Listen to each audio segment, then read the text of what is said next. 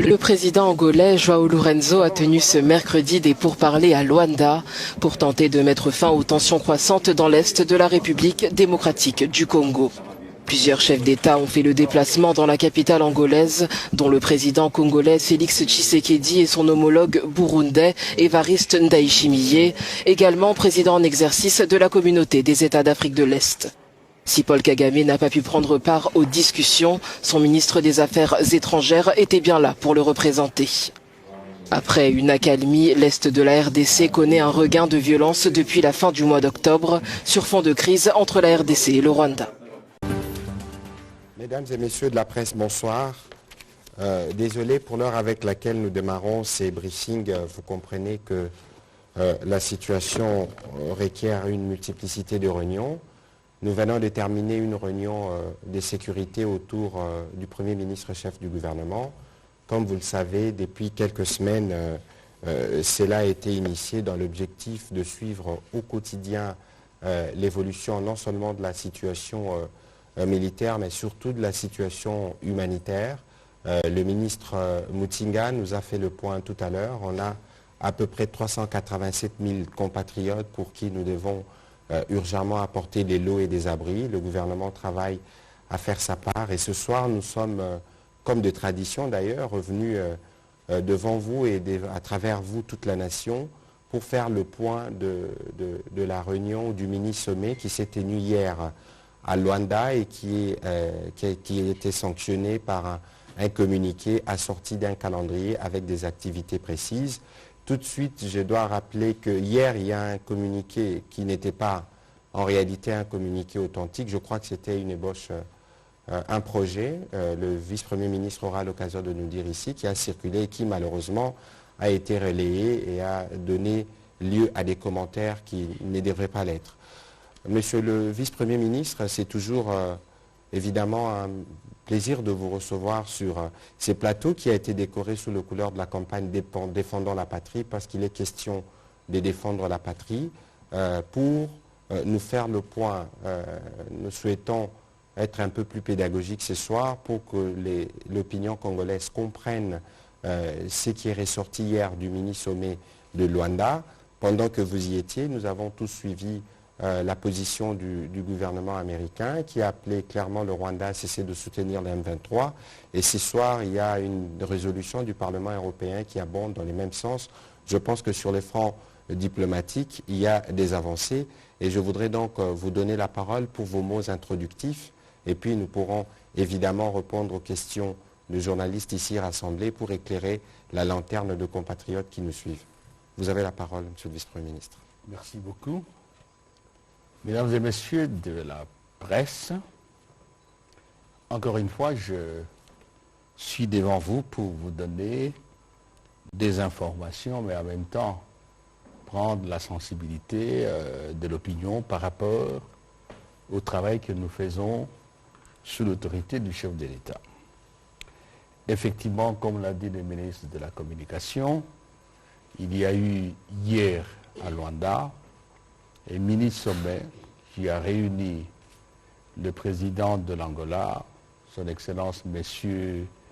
João Manuel Gonçalves Lourenço, qui a été désigné facilitateur par l'Union africaine au cours, je crois, du sommet extraordinaire de Malabo le 24 mai de l'année en cours. Il a été désigné parce que, comme vous le savez, président d'exercice de la CIRGL. Le mandat qui lui a été donné, c'est de maintenir le dialogue entre la RDC et le Rwanda de manière à vider les différends qui les opposent. Il y a eu également le président Ndayishimiye, qui est président de Burundi, en même temps président en exercice de la communauté d'Afrique de l'Est.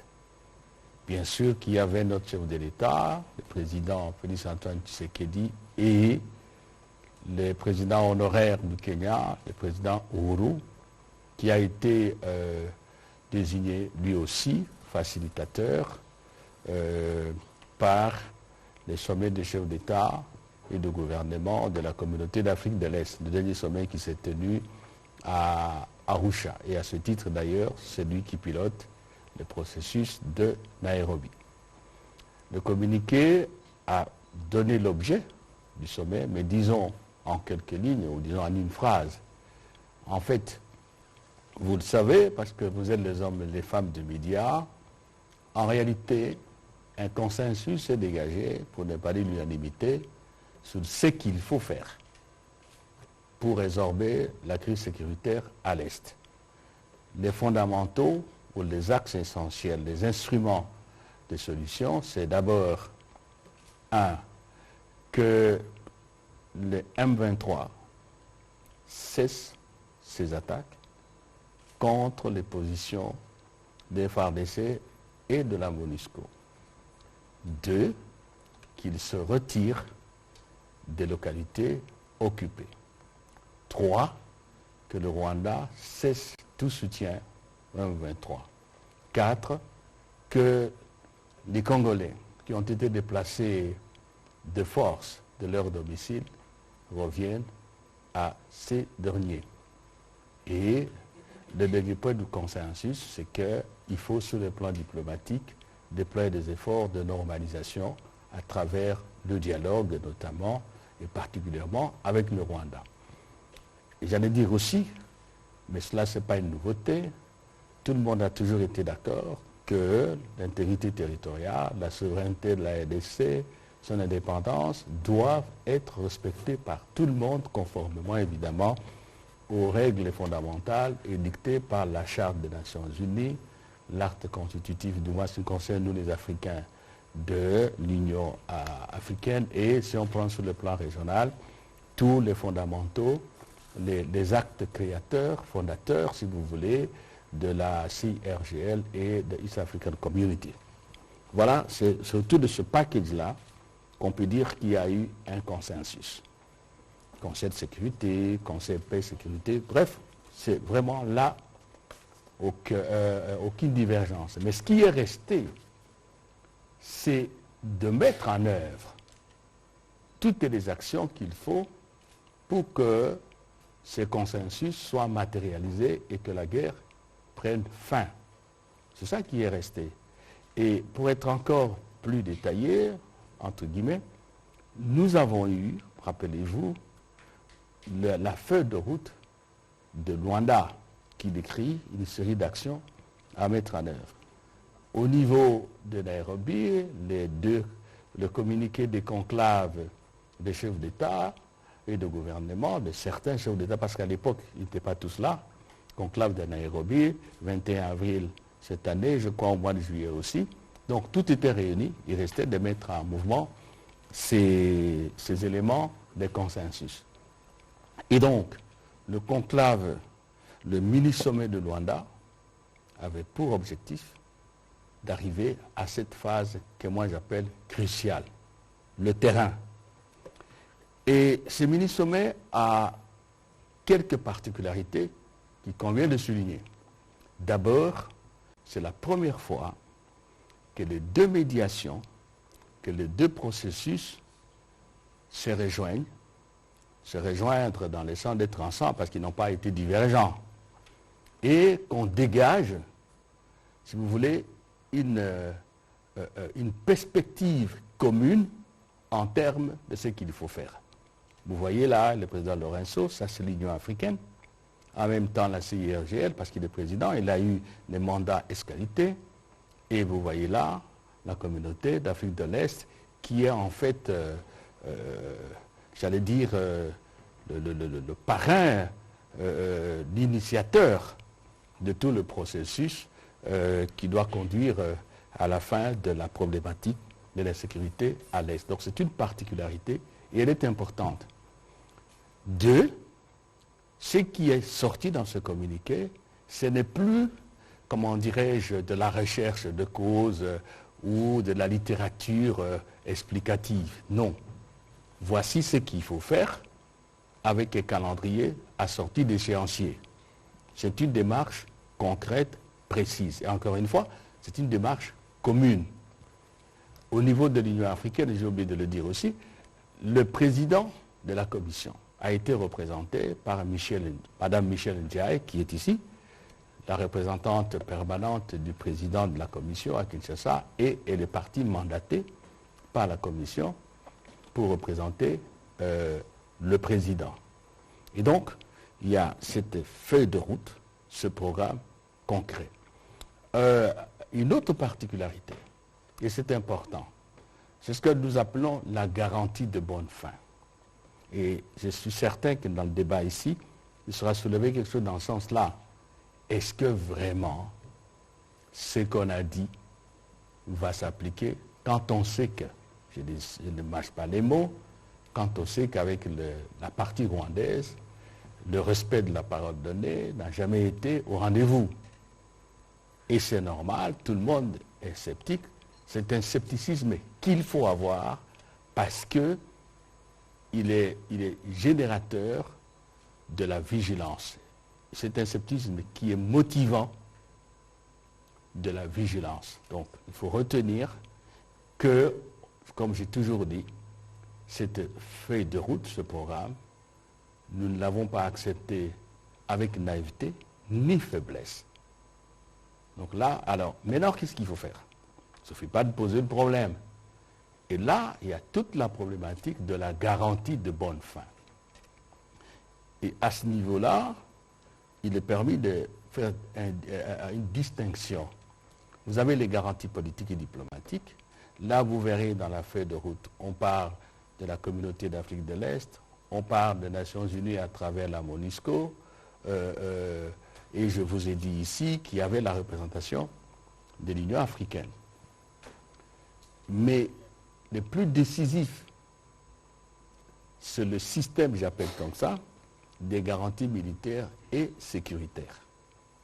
Vous trouverez ici que chaque fois qu'on prévoit une action, malheureusement le tableau qu'on a fait, on n'a pas pu l'achever compte tenu du temps, on dit qui va conduire, qui va contrôler, et vous trouvez toujours la force régionale, la MONUSCO. Quand je parle MONUSCO, il faut voir au-delà les FAIBI, la brigade d'intervention que vous connaissez. Parce que je sais que ce n'est pas qu'on rentre en compte de la problématique de la MONUSCO. Il y a des choses qui se font actuellement. Certainement qu'en décembre, au niveau du Conseil de sécurité, il y a la réorientation de certain nombre de fondamentaux. On dit, la force régionale, on dit le mécanisme ad hoc. Je ne sais pas si vous vous rappelez encore du mécanisme ad hoc. C'est en fait le mécanisme que nous avons convenu à Luanda qui consistait à ce que un officier général angolais avec un groupe d'observateurs, évidemment de militaires angolais, descendent sur le terrain, et ils sont à Goma, vous le savez, pour vérifier un certain nombre d'accusations croisées que nous portons les uns contre les autres, et vérifier aussi la manière dont les choses se déroulent. Ils sont déjà là, les équipements sont en train d'être déployés, ça ce n'est pas des choses inventées, vous avez vu, vous êtes des hommes, les dames de presse, vous connaissez ça. Donc, il y a cette garantie militaire et sécuritaire qui rejoint le processus de Nairobi, lequel a la perspective politique, consultation politique ou dialogue pour d'autres pays. Et si il appert que le groupe armé ne veut pas prendre la main tendue, par exemple chez nous, par le président Tshisekedi aux groupes armés, en ce moment-là, il y a la perspective, je dirais mieux, l'action militaire, et c'est ça l'objet, si vous voulez, le mandat de la force régionale. Donc, ces particularités-là sont essentielles pour, d'après nous, pour apporter crédibilité, force contraignante, et nous le souhaitons bien, garantir la bonne fin de ce que le chef d'État a décidé. J'allais oublier, et c'est pour cela que mon collègue a bien fait de préciser que tout ce que vous avez lu auparavant dans les réseaux sociaux, zone tampon et proclamation de cessez-le-feu, ça, je ne sais même pas comment ça s'est fait, Mais le document, le vrai communiqué, c'est celui signé par les chefs d'État. Et nous l'avons voulu ainsi, encore une fois, pour renforcer la force contraignante des conclusions, en fait, du sommet. Et d'ailleurs, vous trouverez, ce dit, les sommets, les chefs d'État ont décidé. C'est pas dit, ont proposé. Le mini-sommet a décidé ce qui suit. Donc ce sont des décisions. Alors on a dit non, dans ces conditions, il faut que les chefs d'État signent. C'est ça qu'ils ont signé. Voilà donc, disons, le cadre.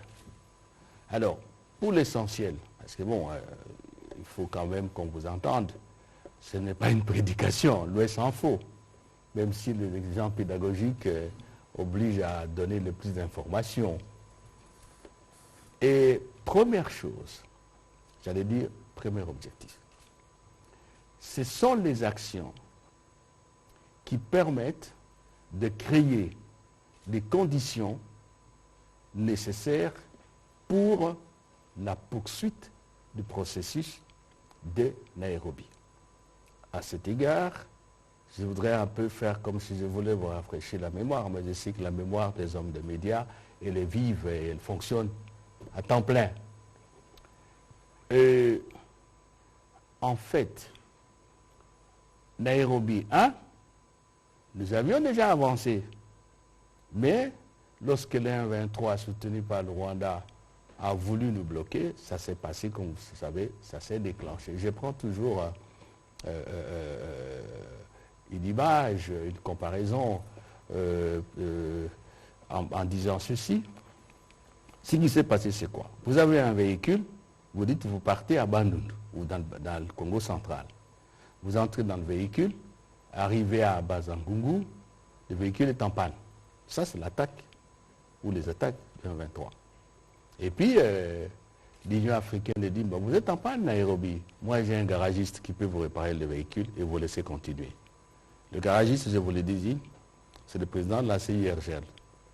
Et on dit au garagiste, Monsieur le Président, essayez de maintenir le dialogue pour que ce véhicule continue. Et c'est que le président Lorenzo fait, de sorte que si le véhicule est bien réparé, c'est-à-dire qu'il n'y a plus guerre, le F-23 est rentré, tout ce que je vous ai dit, le processus de Nairobi va continuer son bonhomme de chemin avec toutes ses prévisions initiales. Et donc, vous trouvez que le premier objectif, c'est de dégager les actions qui sont là-bas. Et puis le deuxième, alors, c'est la continuation du processus. Et là, il est fondamental de retenir ceci. 1. Il y a une date précise, c'est demain, vendredi le 25, à 18h30, l'M23 doit cesser toutes ses attaques contre les FARDC et la MONUSCO. Demain, le 25, à 18h. Prenons l'hypothèse idéale. Je ne dis pas qu'il n'y a pas de panne en cours de route. Et après, demain, J+2, c'est à peu près lundi, mardi, normalement le M23 devait commencer à se retirer et à se replier. J+7, c'est-à-dire, si vous prenez J+7, ça peut nous amener vers vendredi, des dispositions de retour de nos compatriotes à leur domicile. Le mécanisme se met en branle. Évidemment, peut-être on va en parler, ça ne sera pas comme ça. Il y a une étude qu'il faut faire des réflexions. On venait d'en parler avec les ministres des Affaires sociales pour que rapidement nous ayons les éléments, le plan de retour.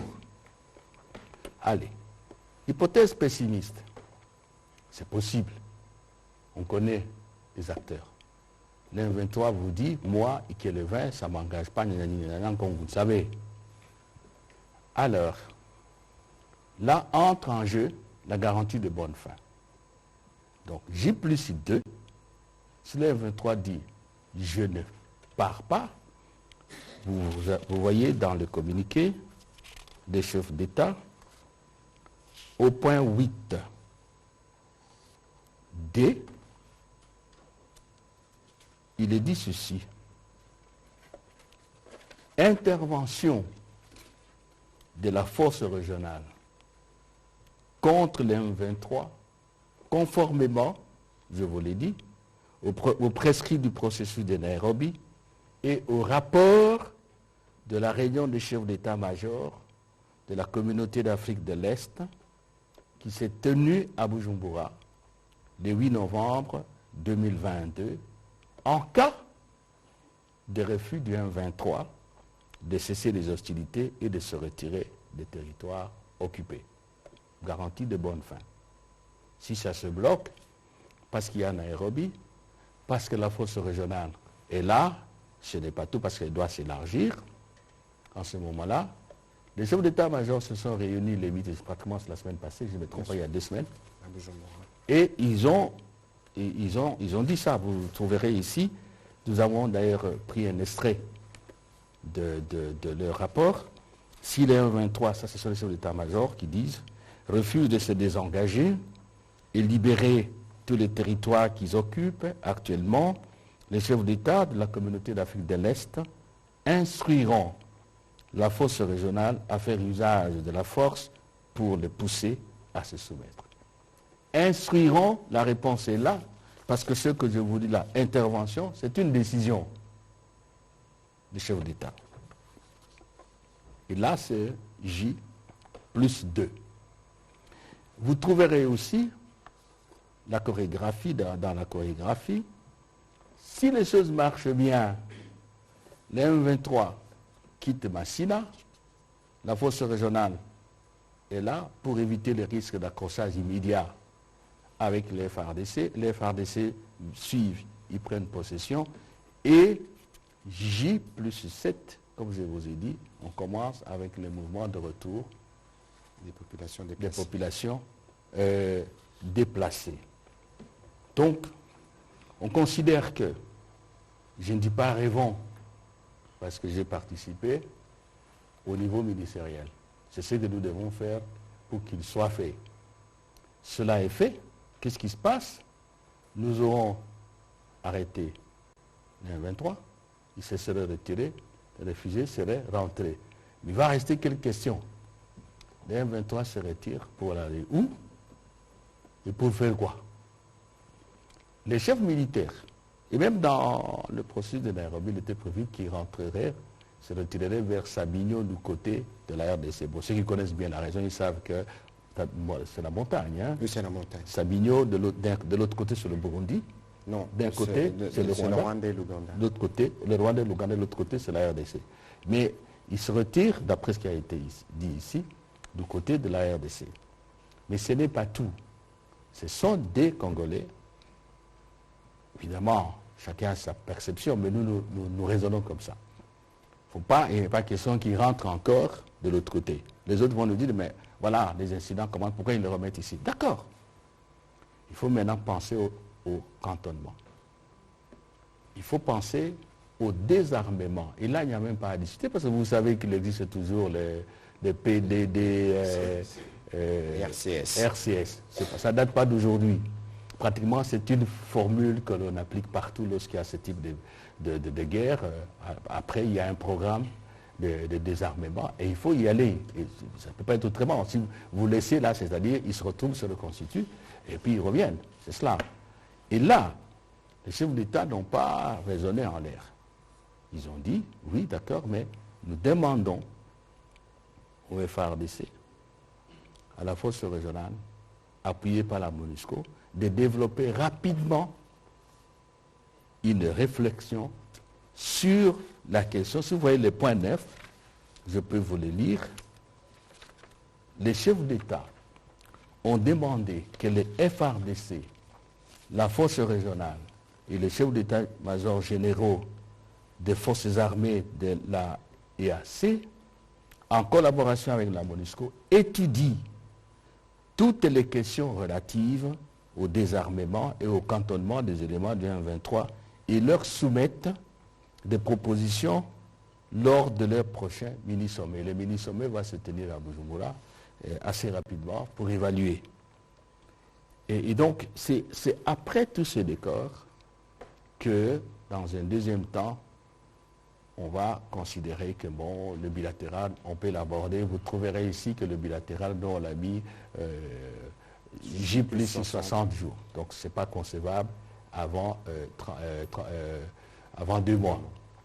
Vous trouverez également ici, parce que rappelez-vous ce que je vous ai dit à propos de véhicules, se dit que pratiquement dans 10 jours, le 28, disons nous sommes les 24 aujourd'hui, dans 14 jours, et cela est vrai, de notre côté, du côté de la RDC, nous n'avons pas de problème. Nous sommes de bonne foi, nous sommes engagés, nous voulons la paix, nous voulons, si vous voulez, résoudre des problèmes nationaux à l'intérieur de notre pays, sans interférence extérieure.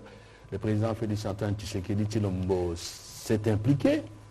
Eh bien, le 28, les consultations que le président a initiées avec les groupes armés reprennent à Nairobi et ça sera en présence du facilitateur, non, du président Kenyatta. Du président Ndayishimiye et du facilitateur Uhuru Kenyatta.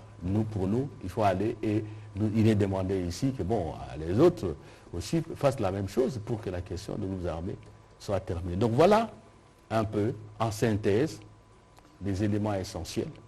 Et certainement que lors de l'échange, on pourra creuser davantage ou dans d'autres circonstances, parce qu'on ne dit jamais tout, sinon on va vous retenir ici toute la nuit. Ce n'est pas correct. Merci, monsieur le ministre. Voilà, merci beaucoup, monsieur le vice-premier ministre, pour cette introduction qui était longue, mais qui était nécessaire pour vous planter les décors de ce qui s'est passé hier, des discussions qui avaient déjà commencé préalablement entre les équipes des pays concernés et qui ont abouti hier par la signature, et c'est d'ailleurs un fait inédit, du communiqué final par les chefs d'État.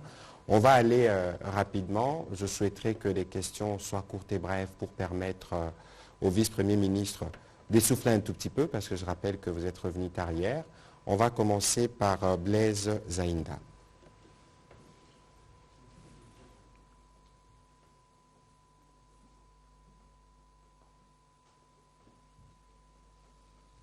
Monsieur le vice-premier ministre, ministre des Affaires étrangères, nous avons bien suivi le briefing que vous avez fait, mais il s'est dégagé ces derniers temps une sorte d'opinion qui est née dans la population congolaise vis-à-vis de la France.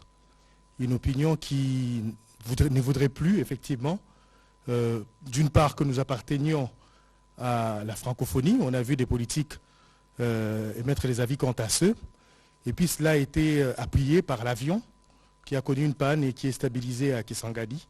Alors nous voudrions avoir quel est le point de vue, nous voudrions savoir quel est le point de vue du gouvernement quant à ceux, et surtout que les photos qui ont circulé dernièrement ont fait état d'une certaine intimité qui existerait entre Paul Kagame, qui est le président rwandais, et le président français. En second lieu, c'est par rapport à l'Eastern African Community, la force. Pour ce qui est du Nord Kivu, on voit qu'il y a un commandant bien déterminé au niveau de la partie nord donc de l'UPDF et FARDC, et avec les Kenyans, il y a aussi un commandant. Mais pour le Sud Kivu, visiblement, c'est une zone grise communicationnelle. Les Burundais y sont, ils sont arrivés depuis le Berizi, mais nous ne savons pas qu'est-ce qui se passe au Sud Kivu. Quels sont les commandants, quel est l'état-major qui a été mis en place pour faire face effectivement à la situation sécuritaire dans le Sud Kivu. Merci. Sur la deuxième question, avant que le vice-premier ne réponde à la première question, je peux y répondre rapidement. On va organiser dans le jour qui vient un briefing avec le porte-parole de l'armée qui pourra répondre de manière précise sur ces sujets, vu que vous posez des questions sur ce qui concerne la tenue des opérations. Voilà.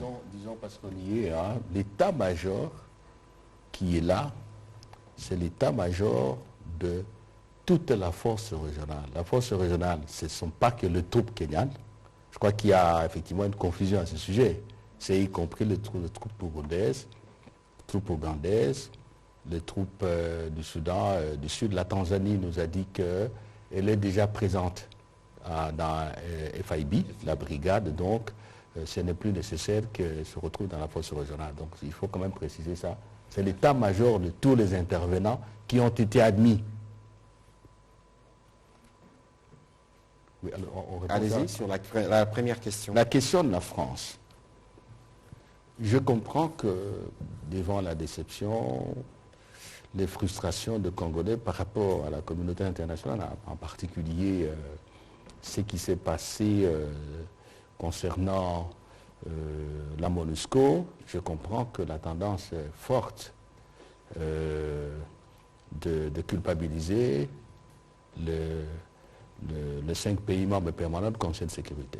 Et tout le monde aurait voulu que ces pays-là s'exprimèrent, si vous voulez, je ne sais pas comment on dit. De manière claire et sans ambiguïté. Voilà, merci beaucoup.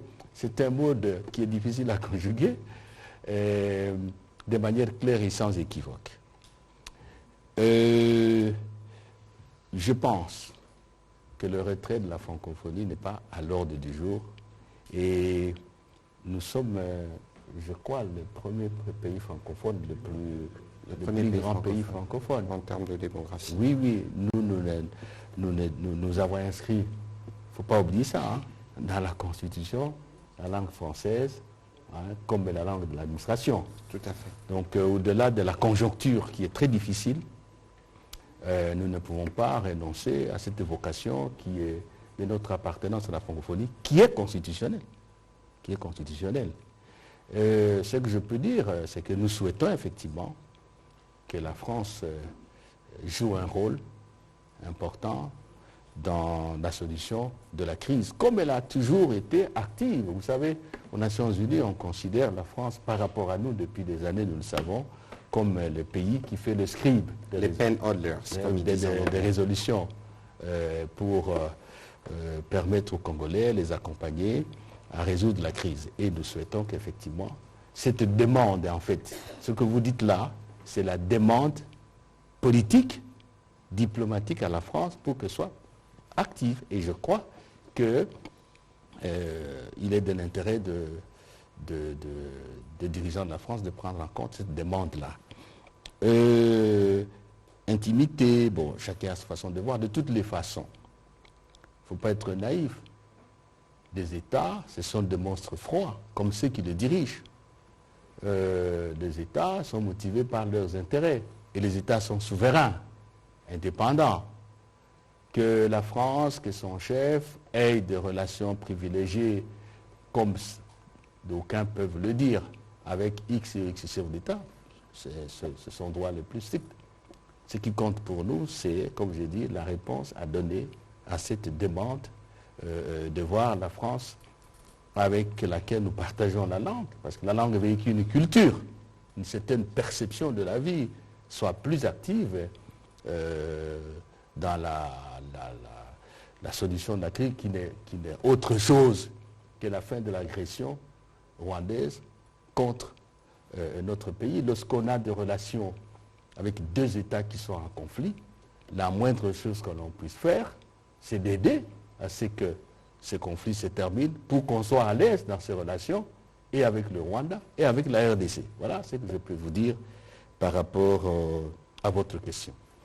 Et d'ailleurs, j'ai appris ce soir, je ne pense pas vendre un scoop, que la France envisage, dans le cadre de la résolution qui se prépare aux Nations Unies sur le mandat de la MONUSCO, de demander de mettre fin à l'exigence de notification sur l'embargo sur les armes et l'assistance militaire à destination de la République démocratique du Congo, comme Monsieur le Vice-Premier ministre, votre voix porte. On va prendre la prochaine question. J'ai reçu le même message officiellement, que la France se bat pour ça. Merci. On va prendre la question de Peter Tiani.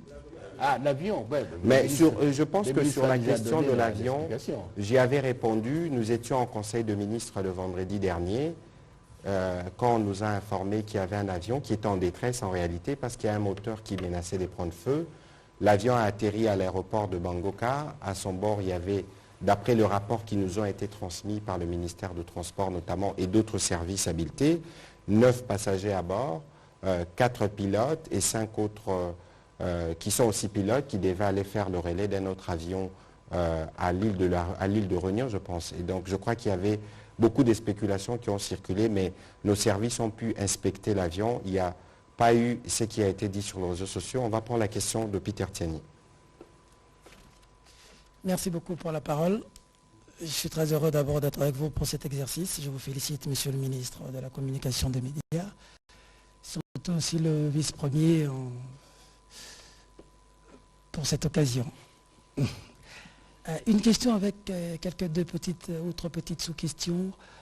Ça fera 4 questions, allez-y rapidement parce qu'il y a beaucoup de C'est demandes, monsieur des petites Petersen. inquiétudes. D'abord, il se peut que j'ai raté plusieurs épisodes. Lors de votre communication passée sur le matériel militaire qui serait bloqué quelque part, ça a fait jaser dans les réseaux sociaux. Peut-être la répétition est la mère des sciences. Peut-être revenir ici. Qu'est-ce qui s'est passé aujourd'hui? Est-ce que le matériel est finalement arrivé ou cette question de certification continue de tenir? C'était une brèche. Mais la question, c'est par rapport à la situation de Luanda. Je vous ai suivi religieusement, monsieur le ministre. Les M23 se retirent, cessent le combat. Ils se retirent où? Je réponds. Je vais y aller. Il n'y a pas d'action sans intérêt. Qu'est-ce qu'on donne en retour à M23 pour cesser tout ça? Comment vous dites? Qu'est-ce que le gouvernement congolais donne en retour pour que le M23 se retire? Ce n'est pas de gaieté des cœurs qu'ils le font. Pouvez-vous nous dire de notre parti, c'est quoi? Et la préoccupation, c'est la force régionale qui vient.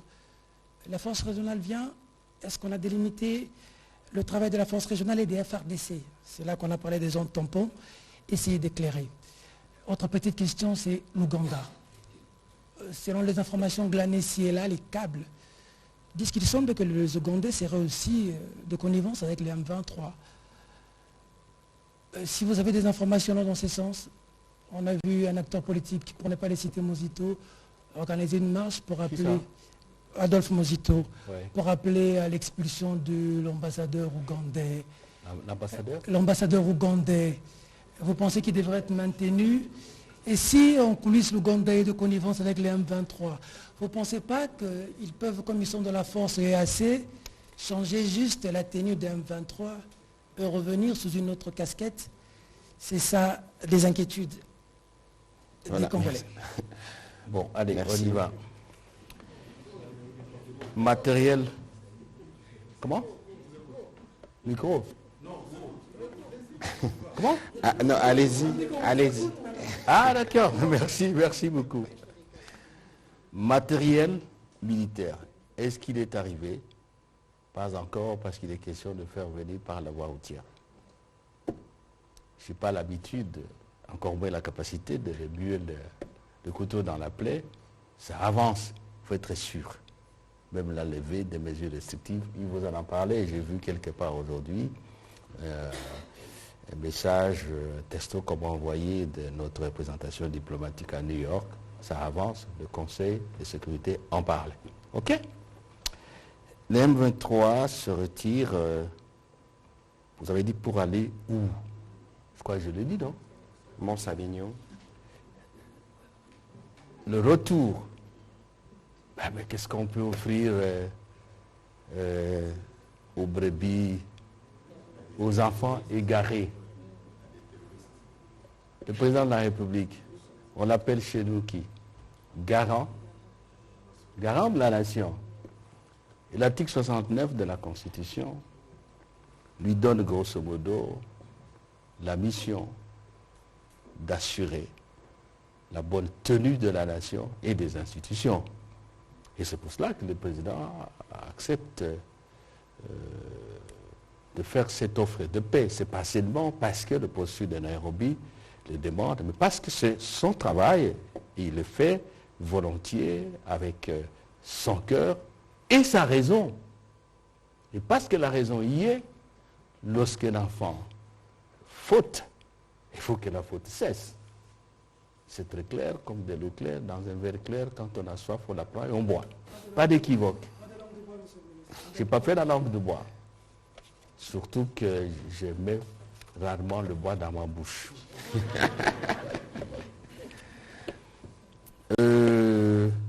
Qu'est-ce que force régionale, vous avez dit quoi? Délimiter le travail. Mais vous êtes journaliste. Vous lisez des documents. Lisez des documents. La force régionale ne remplace pas les FARDC. La force vient appuyer les FARDC. Et j'ajoute, de manière temporaire, conjoncturelle. Et c'est pour cela qu'ici, je vous ai dit que la solution définitive, il faut qu'on se le dise, c'est la refondation de notre armée. Et le président le dit. Je vous ai donné encore une comparaison, une image plutôt. Nous connaissons ce que ça signifie. Le sida, c'est quoi? Syndrome D'immunodéficience acquise. Acquis. OK? Ça veut dire que vous n'avez plus d'immunité. Tout microbe peut vous tuer. C'est exactement la situation qui arrive lorsqu'un pays, lorsqu'une communauté, même dans nos villages, n'a plus son instrument de défense. Tant que nous n'arrivons pas à mettre nos militaires dans des conditions qu'il faut du point de vue de la formation, du point de vue de la santé, du point de vue du social en général, des équipements, notre défense nationale, c'est pour ça qu'on l'appelle défense nationale, elle est faible. Et le chef de l'État, le gouvernement, nous mettons un point d'honneur à refonder l'armée. Et dites-vous bien, ça je ne vante rien. Pour la première fois, je ne sais plus calculer, 60 maintenant, ça fait combien d'années là? 60 maintenant, de 1960 à maintenant, ça fait combien d'années? 62 ans. Pour la première fois, la République démocratique du Congo a une loi de programmation militaire. Parce que vous l'avez lu, vous êtes des médias. Et dans le budget, cette loi est intégrée. J'ai dit pour la première fois depuis 60 ans. Non, 62. 62 ans plutôt. Voilà, et on met le paquet. On met le paquet. Et nous espérons que... Et c'est pour cela que les gens ne nous laissent pas tranquilles. On crée des situations pour que nous n'ayons pas le temps de gouverner le pays et d'atteindre les objectifs. Ah, vous êtes toujours taquin, vous. Hein? Vous parlez de l'Ouganda. Chaque chose a son temps. Je vous ai dit ici un jour que laissez-nous nous faire notre religion et mieux nous la faire avec plus d'éléments. Et au cas où un certain seuil serait atteint, nous allons nous comporter exactement de la même manière. Combien de morts pour que le seuil soit atteint? Comment? Monsieur Peter Tiani, il n'y a pas de relance, il faut laisser. Il faut laisser de l'espace. l'espace. Je vous répondre, vous dites? Il faudra combien de morts pour que le seuil soit atteint? Vous le souhaitez, vous parlez de mort. Parce que les gens meurent. Mais c'est tout à fait machiavélique. Donc il faut que les gens meurent. Mais c'est pas possible. On va prendre la prochaine question. Alors, expulsion de l'ambassadeur de l'Ouganda, c'est presque la même chose. Et puis, oui, oui, je vous ai la réponse. Donc, laissez-nous le temps de nous faire notre plus grande conviction. Et nous ne sommes pas distraits. Nous sommes très attentifs. Très attentifs. Et vigilants. Rassurez-vous. On va prendre la prochaine question de Madame Rita Bitota. Une question, j'espère, Madame. Comme ça, vous nous permettrez de prendre le plus grand nombre des questions.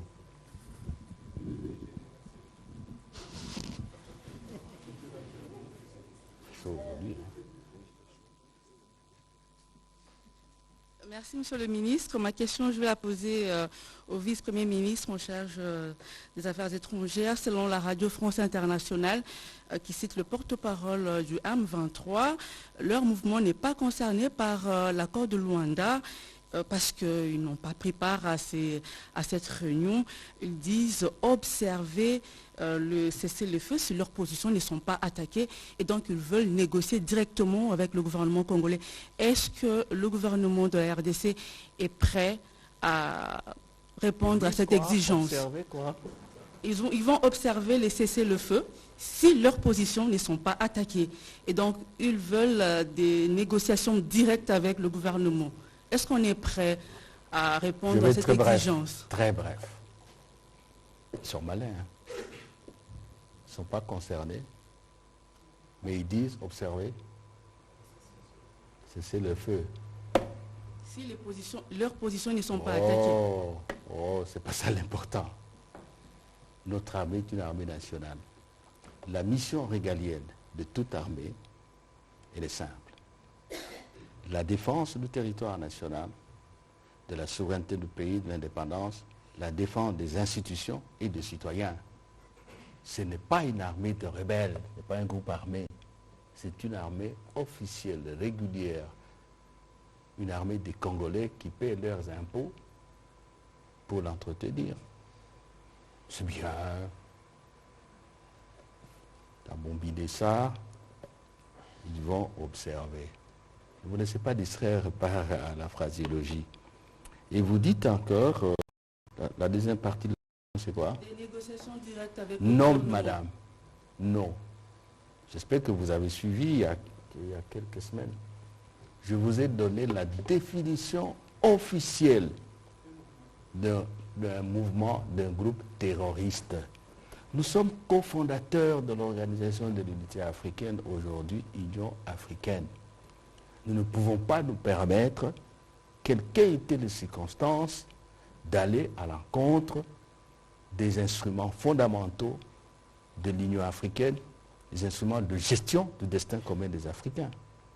C'est très clair, sans compter que ça se passe chez nous.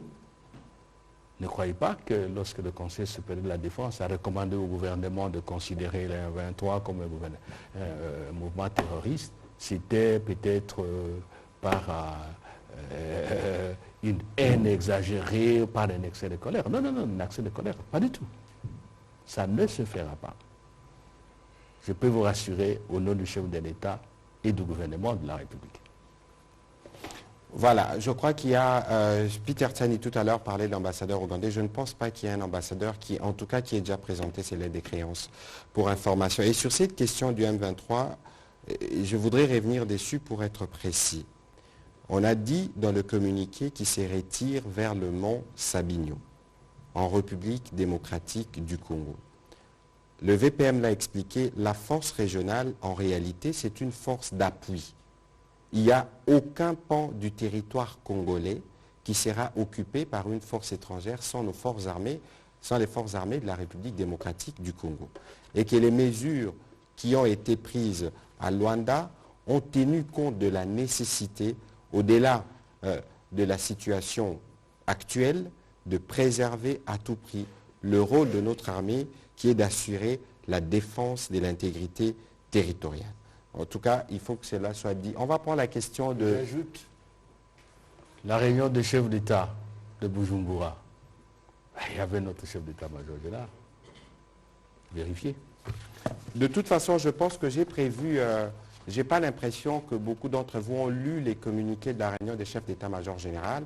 On s'assurera de le mettre à votre disposition parce que si nous voulons bien comprendre la dynamique actuelle, il faut relire un peu à partir du mois d'avril, ce qui avait été convenu à Nairobi, après notre adhésion à la Eastern African Community, ce qui a été convenu à Luanda comme processus. Et hier, c'était la fusion de ces deux processus, évidemment, avec une extension aux Nations Unies et à toutes les institutions. En réalité, les communiqués qui ont été signés hier au nom de ces deux régions regroupent et engagent beaucoup de chefs d'État. Alors, on va prendre la question d'Alex Kataï.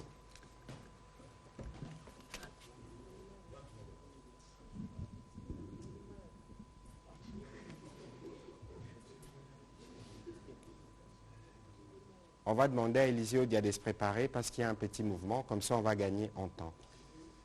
Ma question c'est au vice-premier ministre.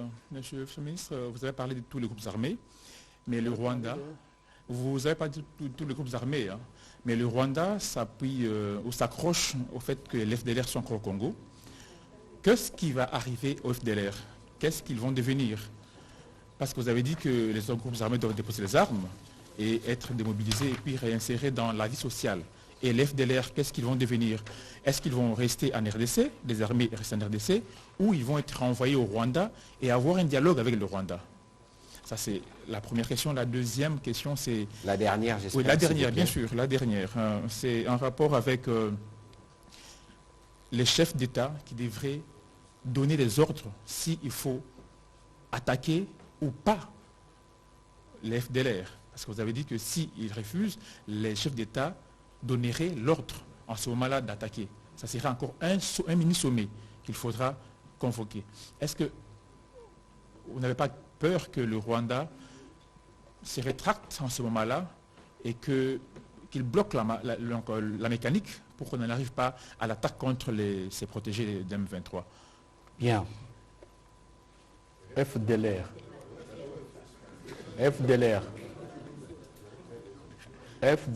Ouais.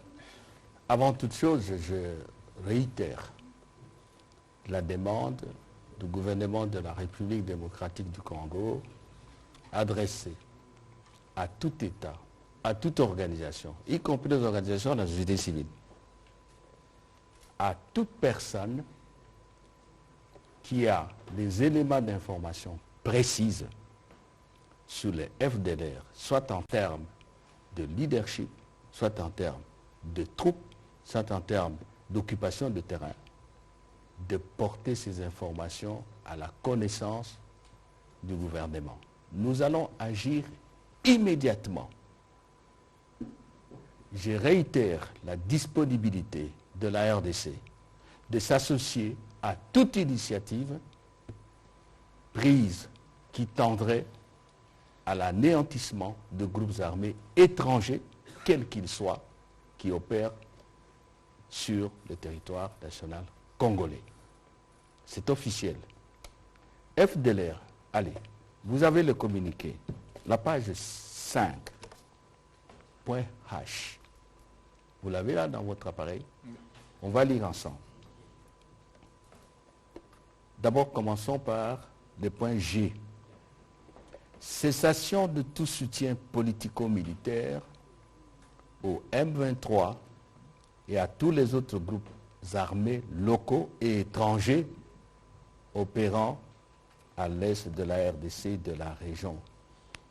Jour J. H. FDLR, FOCA, RAID, Tabara, ADF et les autres groupes armés opérant sur le territoire congolais devront déposer des armes immédiatement et engager leur rapatriement inconditionnel selon les termes du processus de Nairobi avec le soutien de la MONUSCO, le mécanisme de vérification ad hoc et la force régionale de la CAC, de la communauté d'Afrique de l'Est, jour J plus 5. Et je termine. Lisez le communiqué de conclave de Nairobi, avril-juillet.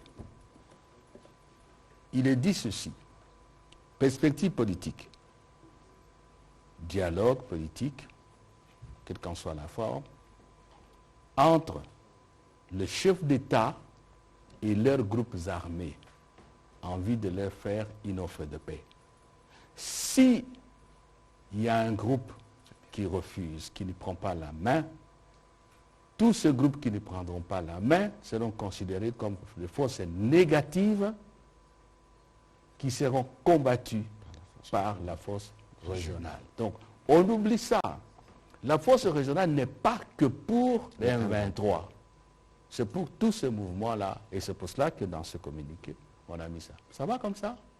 Voilà. Élisée Odia. Alors, il a dit, chef de l'État, donnez l'ordre.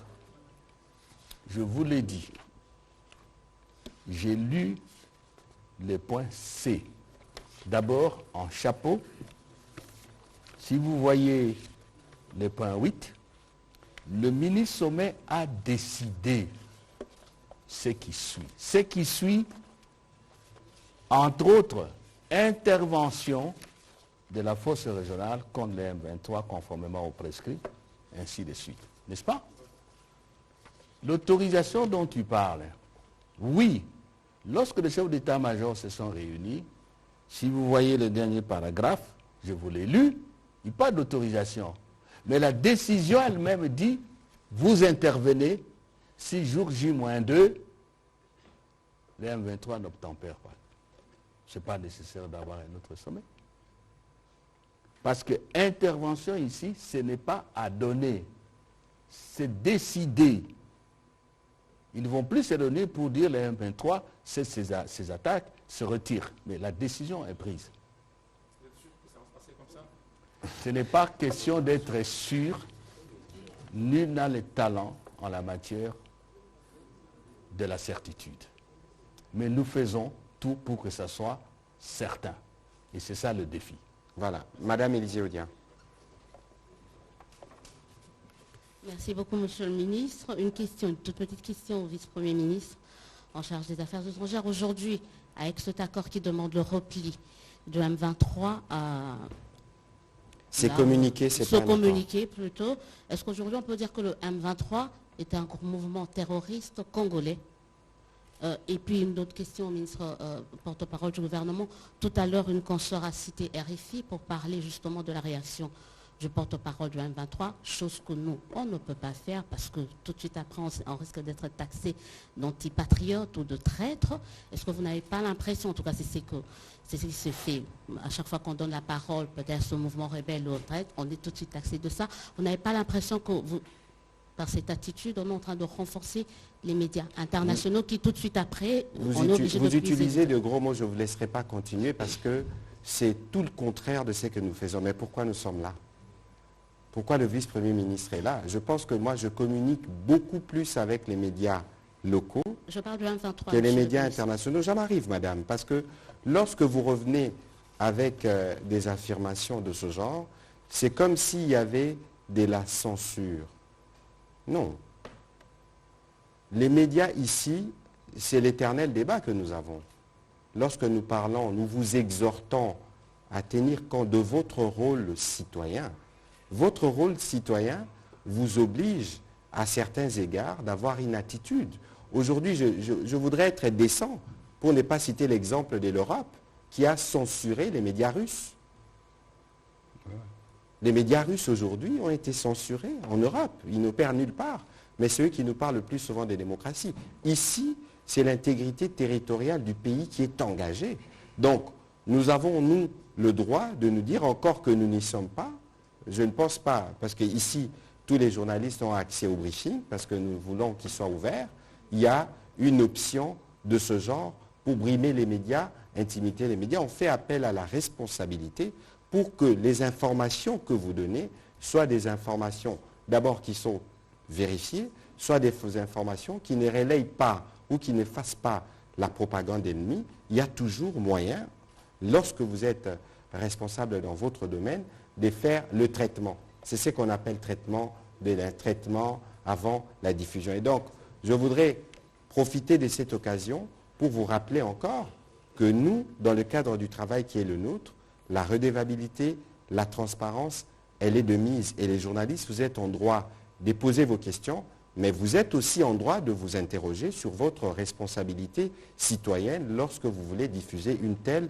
ou une telle info pour être sûr que vous n'êtes pas utilisé comme le relais de l'ennemi. Est-ce qu'on peut poser une question à un porte-parole du M23 actuellement dans ce pays? Je ne vous apprendrai pas à faire votre travail, Madame Élisée. Monsieur le vice-premier ministre. Oui, le M23, groupe terroriste congolais. Mais lorsqu'on dit le M23 est un groupe terroriste, le M23, c'est une réalité immatérielle. Qui font la substance matérielle physique du M23? Ce sont ceux qui sont membres. Et il y a des Congolais qui sont M23. Ils sont des terroristes. C'est clair comme de l'eau claire dans un verre clair. C'est blanc comme neige, madame. Voilà, prochaine question, Jean-Ri Koumandé. Et puis on prendra les 3 dernières, parce qu'il faut finalement qu'on termine cet échange. Ce sera Maïs Chibangwa nouveau, Innocent Alenga, et on va terminer par Rachel. Oui, au moins qu'on ait 2 femmes.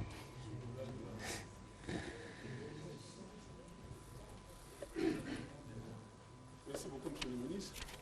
Je voudrais savoir si, au sommet, le ministre rwandais des Affaires étrangères était présent. Et les documents, parce que j'ai vu les communiqués finaux, il n'y a pas de signatures. Bon, c'est les documents qu'on a reçus. Est-ce que le ministre rwandais a signé aussi ces documents-là? Vous avez reçu sûrement le mauvais communiqué dont on parlait tout à l'heure. Oui, peut-être c'est ça. Les communiqués authentiques est là, il y a la signature du ministre des Affaires étrangères du Rwanda. Ah, voilà, merci. Bon, maintenant, la deux...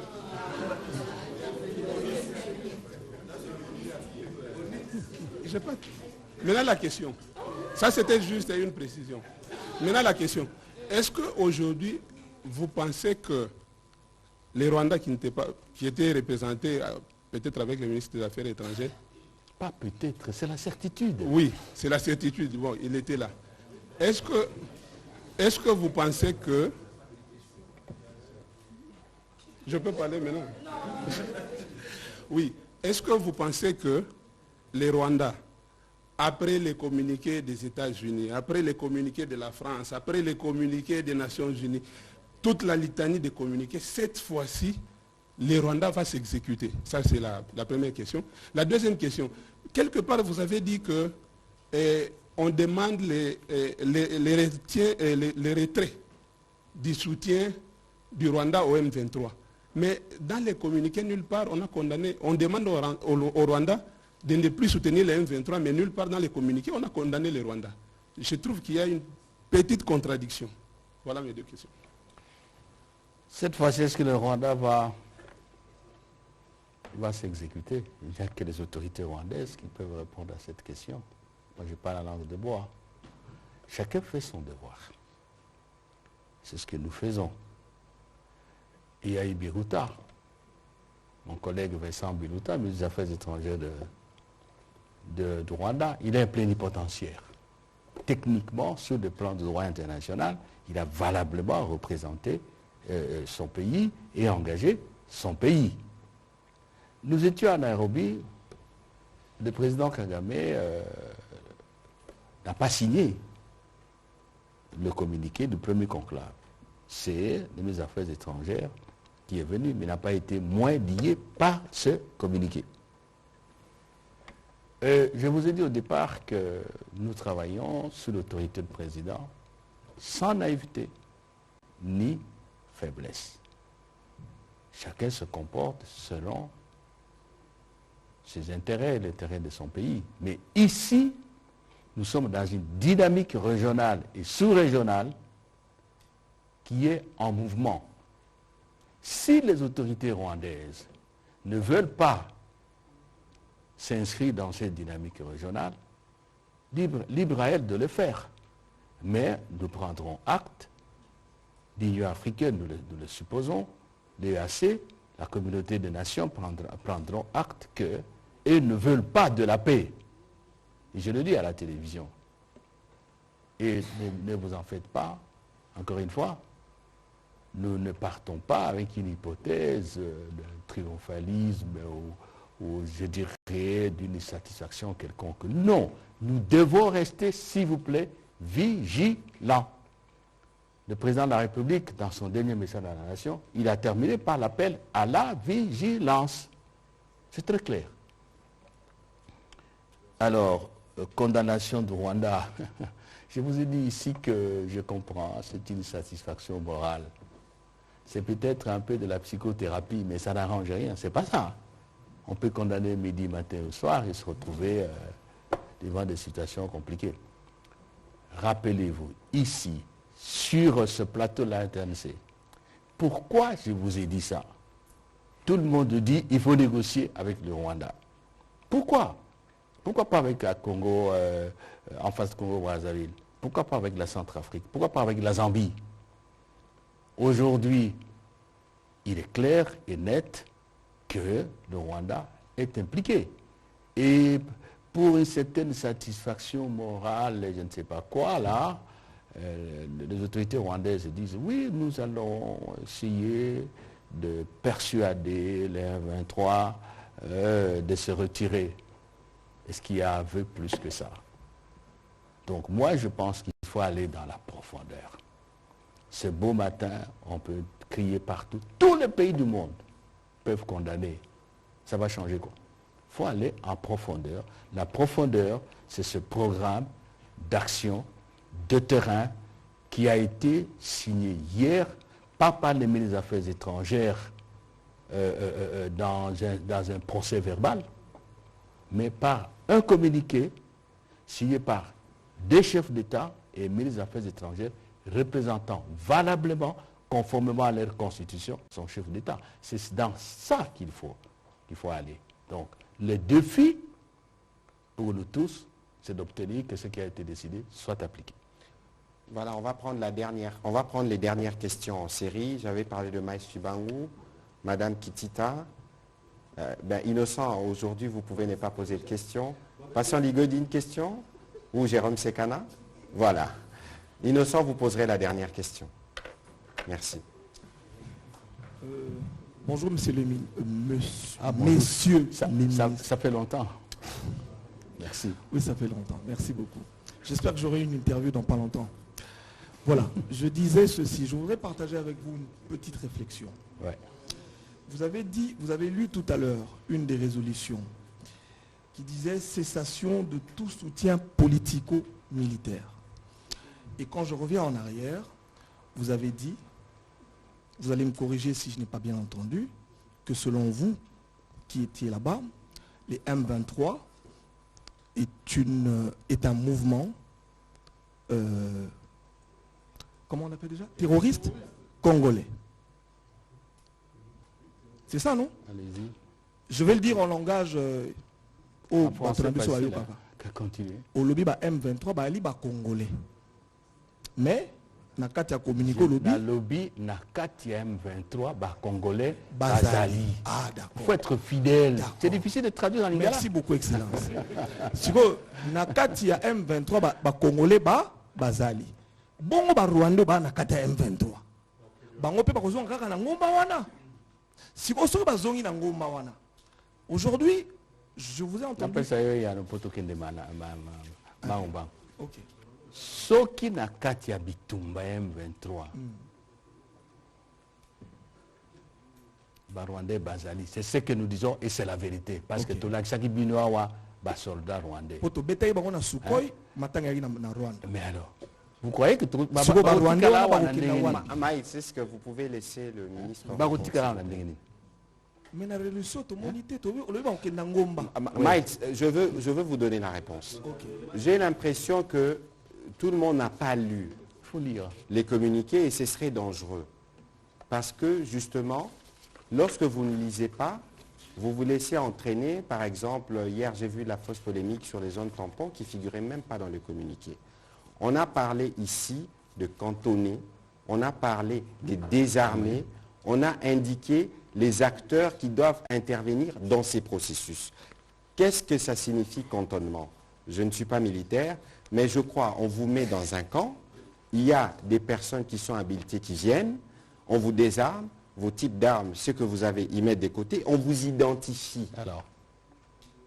Bon, comme le Rwanda sait qu'il a ces éléments là-bas, et que ces éléments ne peuvent en aucun cas rester là, ils vont repartir parce qu'on va les identifier avec des cartes, c'est bien clair. Il y a, je veux vous renvoyer dans les communiqués pour la relecture. Donc, na lingala, pour na bato bazolanda baeba, batu oyo bazana M23, basoda oyo, congolais oyo bazana M23. Ndenge toyokani awa, tokomema bango na ngomba ya Sabinyo, tosangisi bango wana.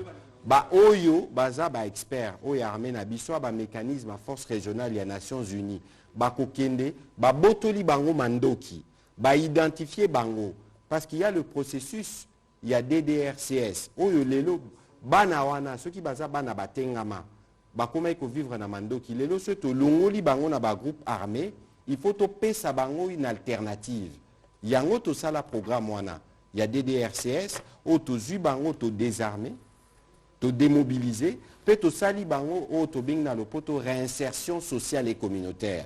Au communao côté Kanguba, au communao ko sala bilanga, au tiki musala yamandoki. C'est les processus dans lesquels nous sommes engagés. Merci. Une petite dernière question, j'en avais deux. S'il vous plaît. Il faut terminer s'il vous plaît parce que nous devons rendre l'antenne. Excellence, Monsieur le Ministre, je voudrais demander ceci. Quand est-ce que vous, les hommes politiques congolais qui nous dirigez, vous venez de prendre un exemple tout à l'heure, vous avez dit Mboka na biso alwa moto na sida, c'est-à-dire capacité à défense doit en côté.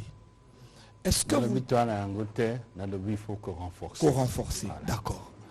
Est-ce que vous pouvez entre bino bakonzi neti to créer un temps mort, c'est-à-dire qu'on mette un break, qu'on donne 5 ans, 10 ans, le temps de reconstruire le pays, et après on pourra parler par exemple des élections. C'est une réflexion. Excusez-moi. C'est une réflexion. Bon, merci beaucoup. Merci. Je crois que, Mike, ici, il faut que Non, on va pas. On pourra interagir dans le couloir. Vous avez suivi que la CENI va publier les calendriers électoraux samedi. Ici, nous voulons être un État respectueux et différent. Le président de la République est un démocrate qui est convaincu. Nous avons fait le choix de la démocratie, nous devons nous comporter en conséquence. Et aujourd'hui, vous poserez peut-être la question au président de la CENI, à l'occasion de la présentation du calendrier électoral, il vous dira qu'il n'a reçu aucun dollar d'aucun partenaire. Sur un financement d'à peu près 600 millions de dollars à ce jour, on est autour de 400 ou 450 et d'ici la fin de l'année, cela sera soldé. Parce que nous croyons que nous allons organiser les élections, non pas parce que les autres vont nous obliger, non. Parce que nous sommes convaincus que les élections, c'est la voie à partir de laquelle on renouvelle les dirigeants. Ceci dit, sûrement qu'il vous parlera de contraintes. Parce qu'aujourd'hui, je vous ai dit qu'il y a 387 000 Congolais qui sont en errance. Vous avez suivi que les M23 ont saccagé, ont pillé les bureaux de la CENI dans le Rutshuru. Ça veut dire qu'à un moment donné, parce qu'on va commencer l'enrôlement d'ici la fin de l'année, on doit être en mesure de faire le point du matériel électoral dans ces régions. Parce que pour boucler la liste des électeurs, il faut être sûr que les Congolais de partout ont été enrôlés. Je ne suis pas spécialiste sur le sujet, mais ici, nous, en tant qu'État, nous faisons ce qui est de notre devoir pour ce qui concerne l'organisation des élections. Et s'il y a des contraintes en ce moment-là, on en reparlera. Aujourd'hui, le président de la République a lancé l'appel à la mobilisation générale. On en a parlé ici parce que parfois j'ai l'impression que les gens veulent conditionner une mobilisation pour défendre la patrie. Ça n'existe pas. On peut discuter plus tard, on peut estimer que ce serait opportun que les présidents discutent avec M. Serge Seka ou M. Maïs Tshibangou, mais cela n'est pas obligatoire dès lors que l'intégrité du territoire est menacée. C'est cela le patriotisme. C'est aussi cela la vigilance qui doit être de nôtre. Et c'est plutôt, je suis plutôt content de voir qu'il y a une mobilisation soutenue depuis l'appel du président de la République. On n'a pas eu le temps d'en parler, mais il y a plus de 5000 jeunes aujourd'hui qui sont enrôlés, qui se sont enrôlés dans l'armée. Il y en a qui viennent de Bunia, des jeunes dames qui sont engagées pour la patrie. Ça signifie qu'aujourd'hui, nous tous, nous avons la même compréhension du sujet. Et s'il y a des actions qui doivent être faites dans l'avenir, nous communiquerons. Par exemple, on va faire un téléthon spécial le 5 décembre prochain avec le ministre de la Solidarité. On aura l'occasion de l'amener ici pour vous présenter la situation humanitaire de manière générale. Il faut des lots pour nos compatriotes, il faut des abris. Nous ferons ce que nous pouvons faire. Nous ferons aussi appel à des personnes de bonne volonté qui pourront le faire, évidemment, une forme de mobilisation internationale. Et donc, cela doit être bien clair et compris de tout le monde. Donc, Madame, oui, allez-y. Permettez un peu là, parce qu'en fait, vous voulez dire que vous lancez un appel aux politiciens congolais de taire leurs divergences pour se rassembler autour de la cause nationale. C'est ce que vous voulez dire. Oui, je suis d'accord avec vous. C'est comme ça partout au monde. Comme a dit le ministre de la Communication, je crois qu'aujourd'hui, nous sommes tous mobilisés. Je ne sens pas des affrontements idéologiques ou politiques tels que on peut penser que la nation est fissurée. Moi, peut-être que je me trompe, mais je crois que c'est le sentiment aussi du président. Je voudrais ajouter aussi que le président appartient à une famille politique, à un parti qui s'appelle Union pour la démocratie et le progrès social. Et dès l'accession à la magistrature suprême, il a déclaré, je crois dans les médias, que sous son règne, il n'y aura pas de prisonniers politiques, c'est-à-dire il n'y aura pas d'hommes politiques qui sont arrêtés et jetés en prison. S'il vous plaît, je ne connais pas un homme politique, comme je le suis, comme les autres le sont, qui font des conférences de presse. Attention, il ne faut pas glisser, c'est autre chose. Hein. Ce que vous voulez dire là, c'est autre chose. Ce n'est pas parce que je suis politique que je peux dire n'importe quoi, il y a les lois de la République. On ne peut pas être dans une république où je suis député, je suis ministre, je peux faire tout ce que je veux, on ne peut même pas m'interpeller en justice. Non. Et donc, ce cap-là de la démocratie, il faut le maintenir. Qu'est-ce que je veux dire par là? N'empêchez pas les hommes politiques de prendre position sur la gouvernance du pays, comme si nous sommes dans une sorte de prison à ciel ouvert ou dans une salle de classe où le maître a dit ne parlez pas. Et c'est ce que le président fait, il laisse les gens s'exprimer. Ce que nous devons faire, c'est d'éviter d'en faire trop et de fragiliser cette mobilisation patriotique autour des institutions, autour du président et de nos forces armées. Mais je ne pense pas que le président, dans sa tête, et ce n'est pas vraiment pour peu que je le connaisse, il se dit, bon, parce que nous sommes en guerre, un journaliste ne peut pas parler, un homme politique ne peut pas exprimer son point de vue. Vous comprenez? Et enfin, je souhaite et j'espère que cet appel-là, qui vient consolider l'appel du chef de l'État à la mobilisation, à l'unité nationale, que vous lancez de haut de la tribune de notre radio nationale, sera entendu par tout le monde et que nous allons, tout en gardant nos divergences qui fécondent notre démocratie, dont nous avons besoin pour guider le Parlement, les chefs de l'État, nous qui sommes au gouvernement, c'est la contradiction qui nourrit la démocratie et qui aiguillonne la voie à suivre par le gouvernant. J'espère que chacun saura toujours garder la limite de ce qui est permis et de ce qui nous permet d'avancer. Voilà. Alors, on prend les dernières questions en série. Innocent Olenga, John Gomba. C'est la première fois, allez-y, comme ça on va terminer les questions. Ouais.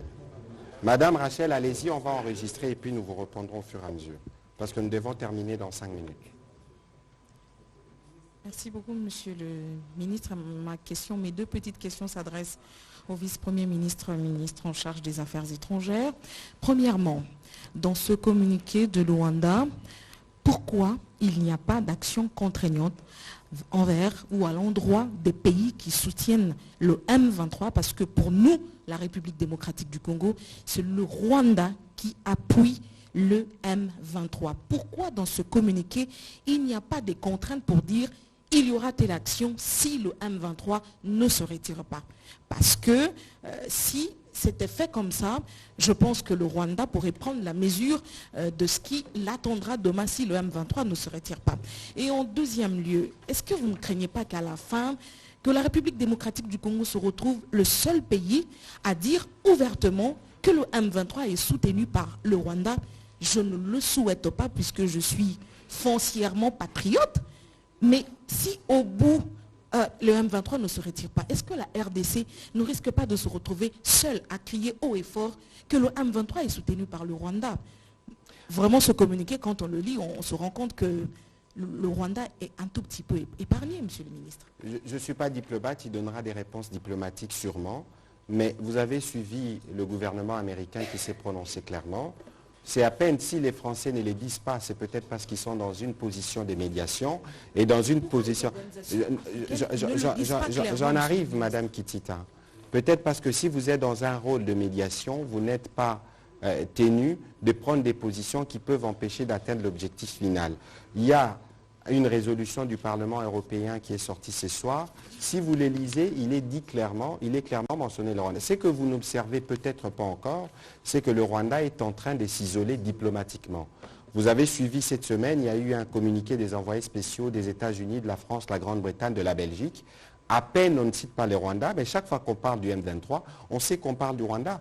Je vous donne l'exemple d'Antonio Guterres, secrétaire général des Nations Unies, qui dit que c'est une armée qui opère, qui a des armes sophistiquées dont on reparle dans le communiqué, mais qui ne cite pas le Rwanda parce qu'il est dans une position diplomatique. Bientôt, on va publier les rapports des experts.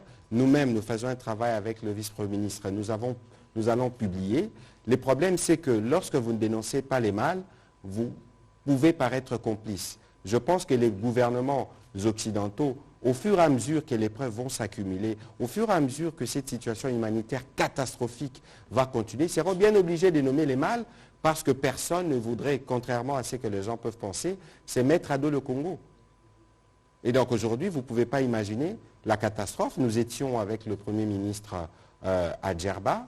Lorsqu'il n'a pas participé à la photo, vous n'avez aucune idée du ballet diplomatique qu'il y a eu autour de lui. Parce qu'aujourd'hui, si la République démocratique du Congo décide de quitter la francophonie, c'est un cataclysme. Et donc, vous voyez qu'il faut peut-être, et c'est cela le travail du VPM Lutundula, la diplomatie a ses règles qui prennent du temps, mais nous pensons que sous la direction du président, nous sommes sur la bonne voie et il ne faut pas oublier que la crise que nous voulons résoudre est une crise qui dure depuis 28 ans, depuis après les génocides rwandais. Et donc, les racines sont profondes, il faut arriver à trouver des solutions profondes qui nous permettent, une fois pour toutes, de mettre fin à cette situation. Monsieur le vice-premier ministre, désolé, oui, je vous laisse répondre diplomatiquement. La condamnation, techniquement, les ministres sommaires n'ont pas de compétences pareilles. Je crois que là, c'est indiscutable. Il revient à chaque État, dans l'exercice de sa souveraineté, de se positionner par rapport au comportement de tel ou tel autre État. C'est ça le respect de la souveraineté de chaque pays. Évidemment, il y a des organisations qui ont des systèmes et des barèmes de sanctions, mais ce qui s'est passé hier à Luanda ne procède pas de ce type de prérogatives. Vous avez dit si le RDC va se retrouver seul, je crois que le ministre de la Communication vous a donné une réponse en quelques lignes. Non.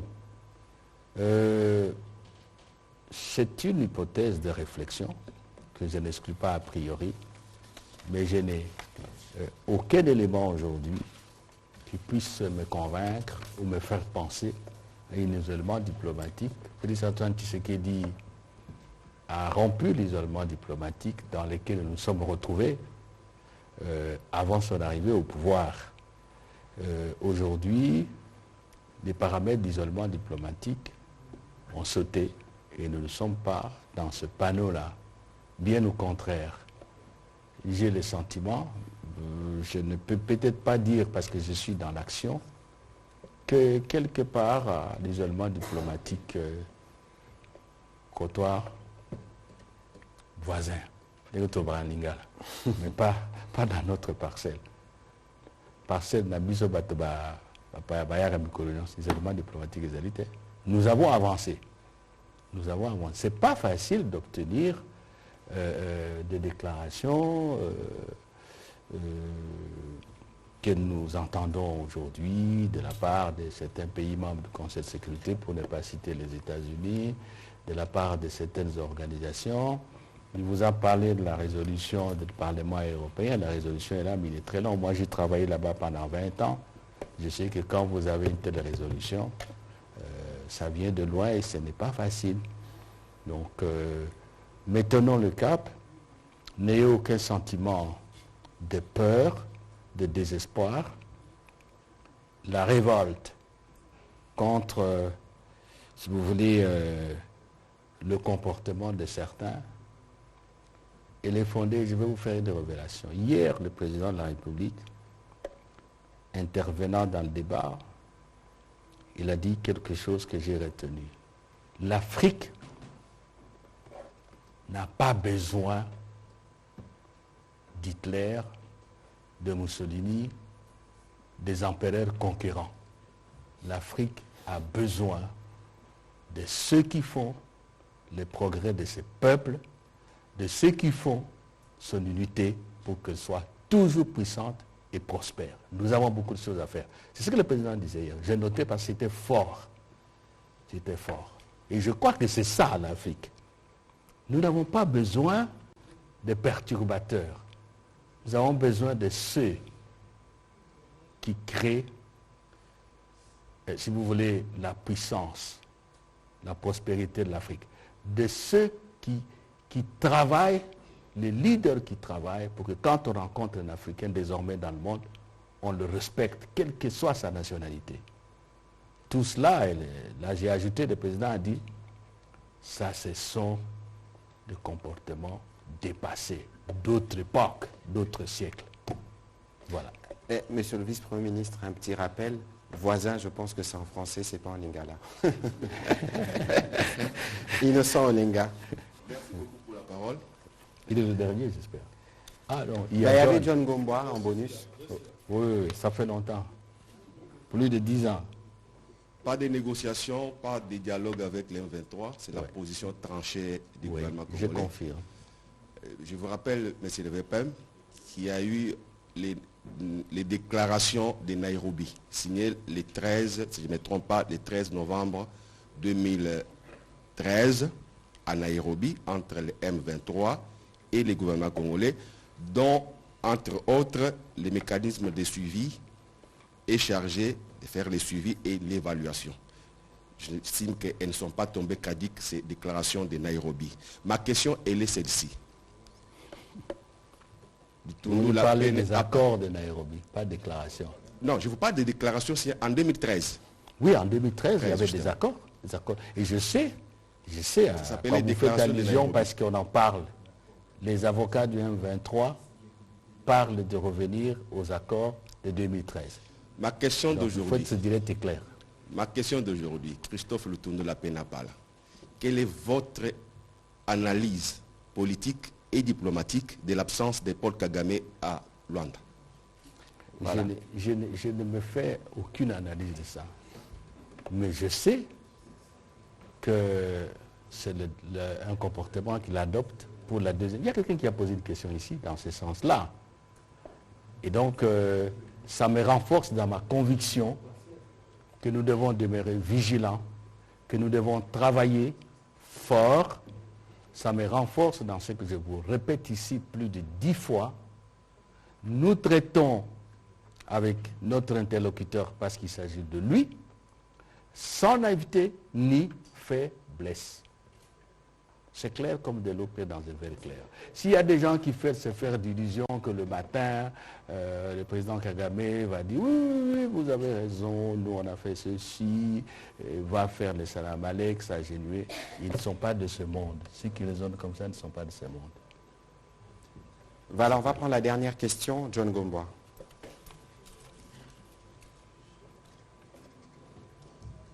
Merci, monsieur le ministre.